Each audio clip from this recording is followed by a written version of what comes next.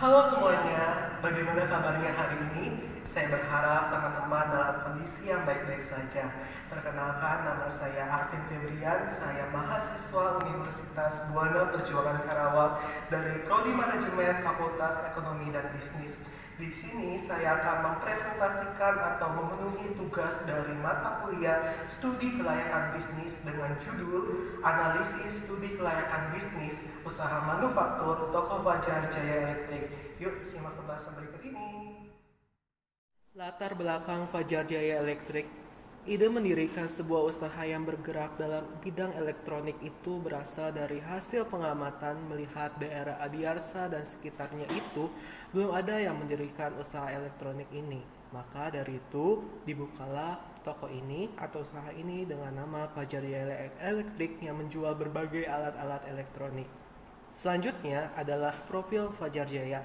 Nama usahanya yaitu Fajar Jaya, pemilik usahanya Arvin Febrian, jenis usahanya itu manufaktur, kapasitas usahanya itu menjual berbagai alat-alat kebutuhan listrik mulai dari lampu, kabel, antena, kipas angin, pompa, dinamo, dan lain-lain. Berbagai macam tersedia di toko ini dan sehingga membuat konsumen tidak menjadi kecewa. Alamat usahanya ini berada di Jalan Utama Raya Adiarsa Karawang. Jam operasionalnya itu setiap hari dari jam 8 sampai jam 20 atau jam 8 malam dengan nomor telepon 081298146047. Lalu ada visi, misi, dan tujuan dari toko ini yaitu visinya mewujudkan usaha yang memiliki kualitas terbaik dan menjadi distributor alat elektro yang paling dituju pelanggan. Misinya yaitu meningkatkan pelayanan terbaik dan juga meningkatkan kualitas produk yang sesuai dengan SNI atau Standar Nasional Indonesia. Tujuannya ada tujuan jangka panjang, membuka beberapa cabang dan membuat layanan yang memberikan pelanggan kepuasan terbaik. Lalu ada tujuan jangka pendek, menjual produk yang berkualitas dan juga menyusun tata letak produk lebih terstruktur. Lalu kita memasuki aspek legal bisnis. Di sini toko Fajar Jaya sudah memenuhi izin-izin perusahaan seperti izin usaha atau SIUP atau SIUP dengan nomor yang 31801011520150220 dan juga ada izin lokasi dan NPWP. Lalu di sini ada juga permintaan, penawaran, dan persaingan. Dengan permintaan, apabila dicermati permintaan konsumen itu semakin meningkat, umumnya konsumen ingin mencoba atau membeli produk-produk yang terbaru. Dengan menyadari hal itu, toko ini berusaha menjaga kualitas produk ini agar konsumen tidak merasa kecewa dan selalu setia di dalam menjaga tingkat permintaan agar tidak menurun. Lalu kita memasuki penawaran. Dengan mengingat besarnya peluang dalam usaha ini, maka Fajar Jaya ini memberikan penawaran yang menarik sesuai dengan konsep, dengan memberikan pelayanan terbaik juga dengan harga yang terjangkau. Setelah ini ada persaingan. Setiap usaha tidak luput dengan adanya persaingan. Berikut yang merupakan saingan bagi usaha ini yaitu ada berbagai toko termasuk London Electric, Nampak Terang, dan sebagainya yang cukup besar dan juga konsumen lebih memilih membeli di sana. Oleh sebab itu ini merupakan saingan besar bagi usaha Fajar Jaya Electric ini. Lalu kita memasuki aspek pemasaran.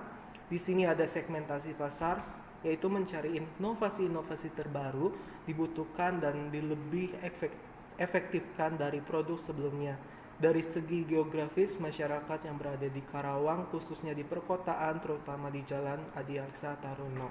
Segi demografis, di sini dilihat dari berbagai aspek yaitu ada usianya itu dari anak-anak hingga dewasa hingga tua, jenis kelaminnya laki-laki serta perempuan, pendapatannya masuk dalam berbagai sektor, pekerjaannya pegawai, pelajar, dan sebagainya.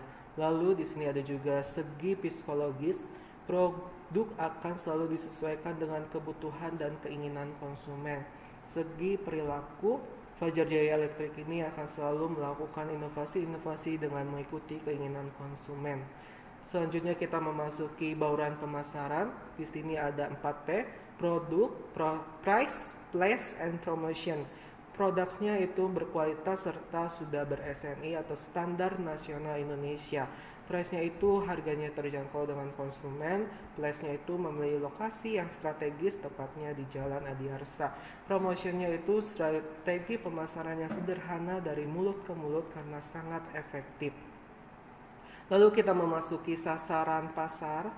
Sasaran pasar pada toko ini ialah lokal. Cakupan pasar yaitu konsumen yang melewati Jalan Adiarsa Taruno dan Wira Sabah. Letak yang cukup strategi dan dengan harga yang lumayan terjangkau membuat atau menjadikan daya tarik sendiri bagi konsumen. Belum melingkup ke sasaran pasaran internasional karena hanya menyediakan produksi untuk disampaikan langsung ke konsumen dan juga masih belum memiliki cabang lainnya. Lalu kita memasuki aspek yang terakhir, yaitu ada aspek finansial. Di sini ada biaya kebutuhan investasi dan aspek keuangan. Di sini juga ada tahun 2020 sampai 2024. Dari 2020 itu pendapatan 750 juta rupiah, 2021 itu 560 juta rupiah, 2022 756 juta rupiah, 2023 720 juta rupiah, 2024 sebesar 790 juta rupiah. Lalu kita memasuki biaya pemasaran dan biaya gaji. Biaya pemasaran yaitu dari 2020-2024, 2020 itu sebesar 6.720.000, 2021 itu 7.220.000, 2022 8.510.000 rupiah, 2023 9.310.000 rupiah, 2024 10.120.000 rupiah. Lalu kita memasuki biaya gaji. Biaya gaji itu 2020 60 juta rupiah, 2021 55 juta rupiah, 2022 65 juta rupiah, 2023 70 juta rupiah, 2024 75 juta rupiah. Biaya listrik dan telepon bisa teman-teman lihat di sini ada 2020 sampai 2024. Lalu kita memasuki arus kas di mana jumlah PV kas bersihnya itu 1.521.070.216 rupiah. Kami juga telah melakukan testimoni terhadap 5 pendapat dari berbagai orang.